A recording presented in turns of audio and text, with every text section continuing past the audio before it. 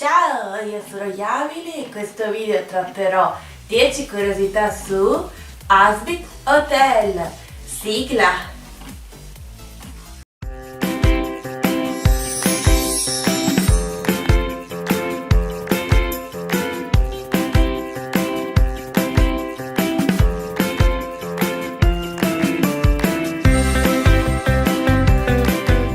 Prima di cominciare vi ricordo che questo video contiene spoiler sulla serie, perciò se non l'avete ancora vista andate a recuperarla su Prime Video e poi tornate qua. E ora, domanda del giorno: avete visto questa serie? Se sì, vi piace? Qual è il vostro personaggio preferito? Allora,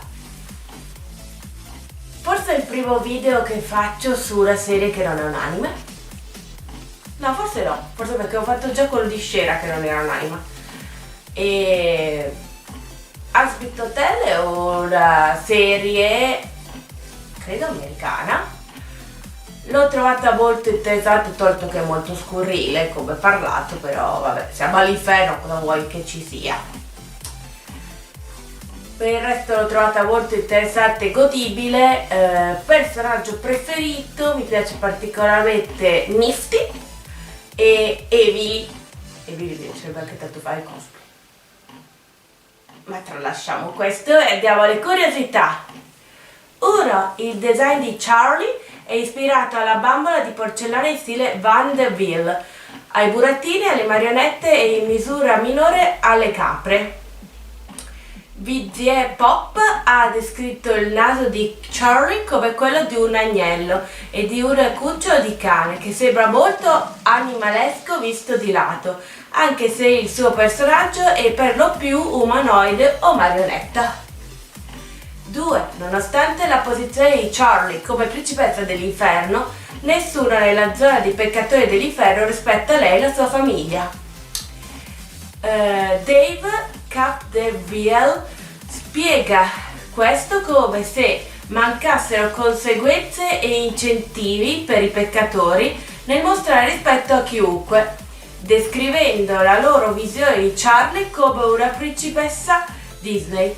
Beat Pop è d'accordo con questa valutazione, aggiungendo che teoricamente i reali dovrebbero essere rispettati, ma che stanno governando su un gruppo di persone che attualmente non rispetta nessuna autorità e probabilmente non rispettava l'autorità neanche quando era in vita.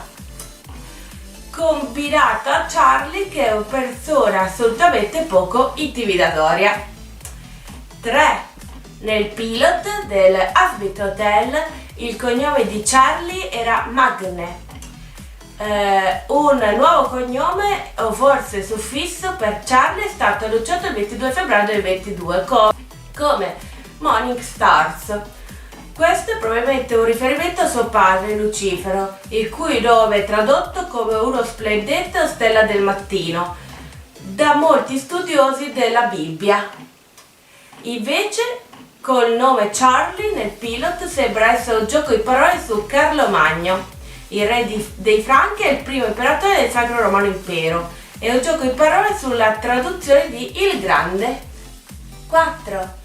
Biz Pop ha confermato che Charlie e Vage sono davvero una coppia canonica, paragonando la relazione di Charlie e Vage a quella tra Jack Skeletor e Sally in The Night Before Christmas. Quando le è stato chiesto chi secondo lei si è innamorata dell'altra per prima, Beat Pop ha dichiarato che pensa che sia stato davvero una buona amica per un bel po', quindi non sa davvero chi sia innamorata per prima, pensando che tra loro si fosse sviluppato un sentimento più reciproco. Pensa anche che il diventare una coppia sia avvenuto molto tempo prima dell'evento del pilot. Nell'episodio Benvenuti in Paradiso, Vagi è stata vista visivamente turbata dal fatto che Emily stesse tenendo in mani di Charlie, mostrando una certa gelosia, ed era ancora più sconvolta quando Charlie venne a conoscenza del suo passato di esorcista.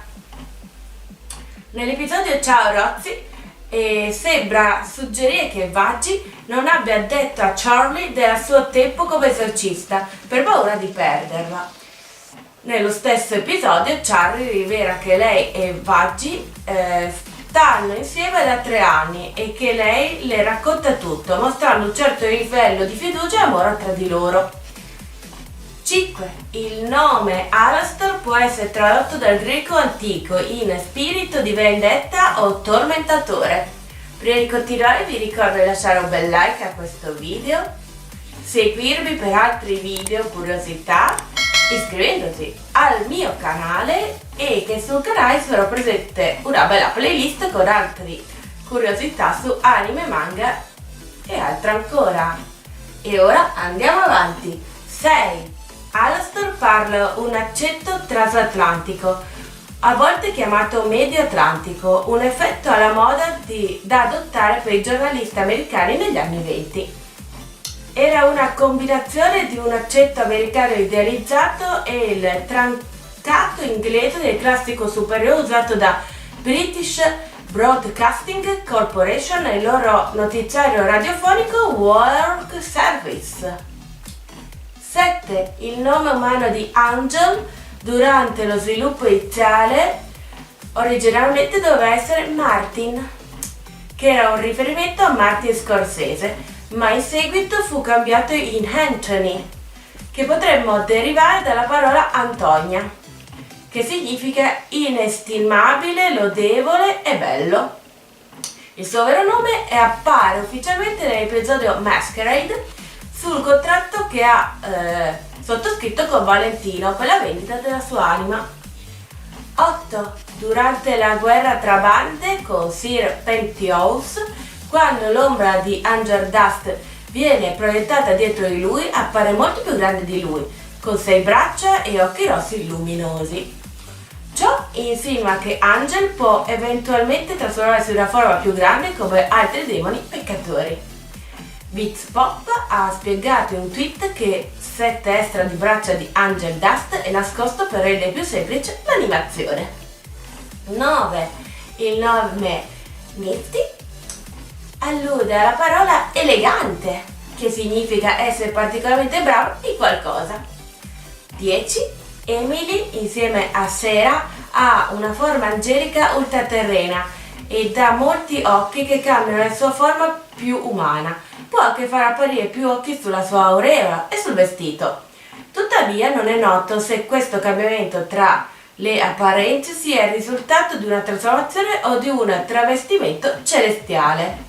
Spero che queste curiosità vi siano piaciute, se è così vi ricordo di seguirmi e alla prossima. Bye bye!